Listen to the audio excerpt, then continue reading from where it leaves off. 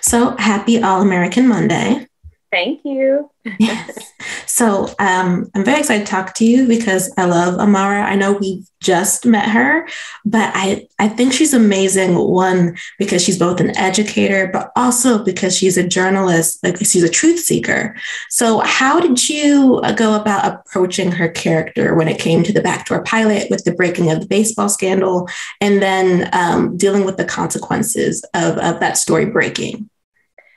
I think I approached Amara and her story the same way I approach any character that I have the opportunity to portray, is just by seeking the truth, not judging the choices that are being made or the choices that are not being made, just putting myself in their shoes and saying, this is the decision that I've made. Now, why did I make this decision?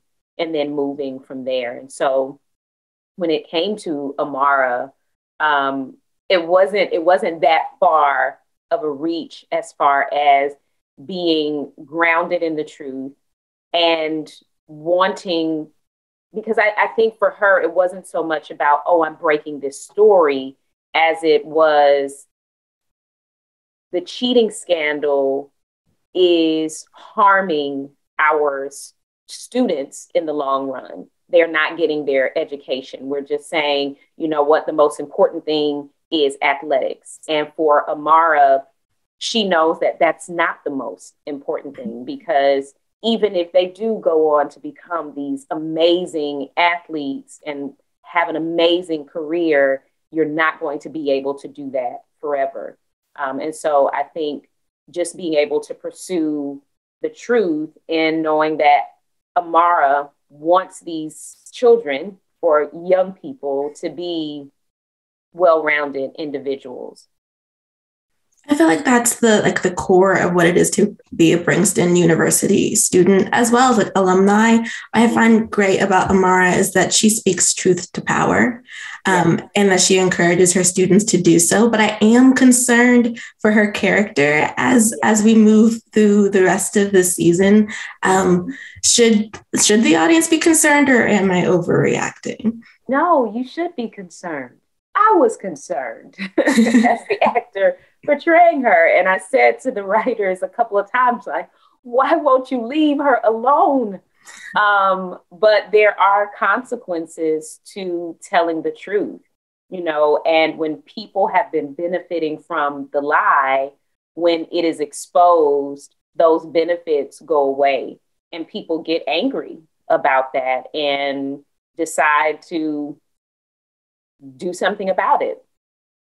It seems like they will be doing so, which I'm always going to be Team Amara. So like anyone who is up against her, I hope that they do not prosper in anything that they do. But what is great about the All-American franchise, like all together, whether it's All-American or All-American Homecoming, is the sense of community and camaraderie. And I feel like Amara is at the center of that in All-American Homecoming, because she wears so many different hats. She's like a mentor and an advisor. So like, what is your favorite part about playing her character? I think the family dinners, you know, you mentioned the mentor part. I think she just loves to give back, to pour into people. I think that's kind of her happy place. And so we saw at the end of the first episode, like, oh, these family dinners, this is going to become a thing. And so not only is that my favorite part of Amara, just for Kelly, because most of the cast gets to come together and just laugh and enjoy one another. So that would definitely have to be one of my favorite parts. So we're going to continue to see family dinners then? We will continue to see family dinners. Yeah. Oh, that's so nice. Because I think these young adults, they're students, so they need a support system, and they're finding that in Amara and amongst each other too. Absolutely. In All-American Homecoming, which is the same thing, and it's a parent show. There is also an element where the adults aren't just there to be support. They also have their own storylines. And of course, Amara deals with the baseball scandal, but is there any other storylines that she'll be working through the season? Yes. Can you tease us about some of them? It's so interesting because even when I watched the pilot, well, it wasn't the pilot because we did the backdoor pilot.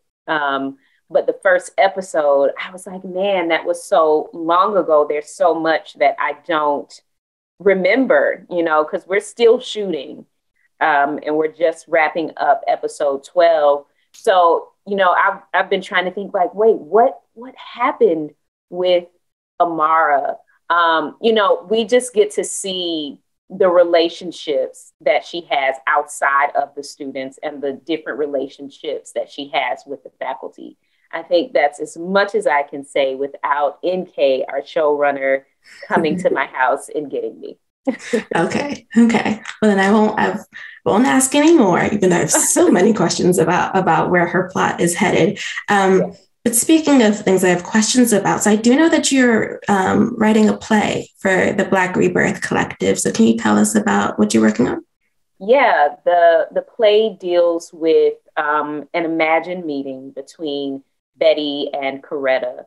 We know them as Betty as the wife of Malcolm X, or the widow of Malcolm X, and Coretta as the wife and widow of Martin Luther King. And so it all started from the play, The Meeting, that is an imagined meeting between Martin Luther King and Malcolm X, and written by Jeff Stetson, wonderfully done. And at the end of that play, I went up to Jeff and I was like, I would love to see an imagined meeting between Betty and Coretta. And he kind of was like, and then just like walked away, and someone overheard me say that. And they said, well, you should write it. And I did to them the same thing Jeff did to me. And I was like, And when I got together with these incredible women and we formed Black Rebirth Collective, and I told them about this passion piece that I wanted to do, they were so encouraging and said, we'll get to writing. And I was like, okay. And so I wrote a monologue, Betty's monologue, and it just kind of went on from there. What really drew me to wanting to tell this story is because surely these women had lives before they became the wives of or the widows of. I wanted to kind of see what that looked like. In a biography about Betty, Merle Evers Williams, I think is her last name. She wrote the foreword, and in it she said their relationship went from rivalry to tolerance to genuine affection. And that just really kind of blew my mind. And I was like, well, what did that look like? What did this rivalry into tolerance, into genuine affection look like? And so I wanted to explore that and kind of move away from solely defining them as the wives of these incredible men. I just wanted to know, well, who were these women that were married to these incredible men? Surely they had to be some pretty dynamic women as well. That's very true, because even if their politics were similar to their husbands, the path forward to how they wanted to see the movement carried could have been not necessarily incredibly different, but just a different direction, a different means of thinking about how to better push forward their agendas and what they wanted to see, the way society would move forward for the Black community. So you said would be before that they both married their respective husbands, like a imagination between them as younger women? So yes, younger women, but they are still married to them. And so even that dynamic, like they're in the book, the biography, there were things that were revealed. He said that Betty left Malcolm 3 times. And I was like, wait, what? We don't hear those stories. Or how Betty was reserved, but also kind of not, and we know that Coretta was this incredible singer. And what did she want to do with that? Was there ever a time that she wanted to kind of go out and explore that? Betty wanted to be a teacher and start a school. What did that look like when you have these men who are leading this movement and so much is required of them? What does that do to your life? What do you have to put on hold? What dreams do you have to kind of put up on a shelf in the hopes that you will come back to them, but then maybe you can't? I like that has different layers then of their own dreams, but also like the dreams for their movement, the dreams for themselves, and then what their family would look like or their futures would look like, suppressing some of their own passions in order to further the movement or further the position of their husbands. So that sounds like a very exciting play. Are you going to be, is it still behind the scenes for you, or do you plan to play one of the women, either Betty or Coretta? I want to just write it. Okay. Yeah. That's kind of where I am. I never envisioned myself being in it. I just wanted to tell the story. That's awesome. Yeah. I'm very excited for that play now. Just to circle back to All-American Homecoming, this will be our last question. Besides Amara, do you have a favorite character on the show? Oh, Sabrina. Do I have a favorite character? I would have to say Simone. Even though she plays my niece on the show, I enjoy the complexities of her character, even coming from our flagship show, All American, and the relationship that she had with Jordan, and kind of exploring what that looks like now that she has moved on to another university that is no longer in Beverly Hills. She's across the country, and we get to see how she grows and navigates, how she stumbles through that, how she recovers after stumbling. There's just a lot of good stuff in that character, as well as all of them.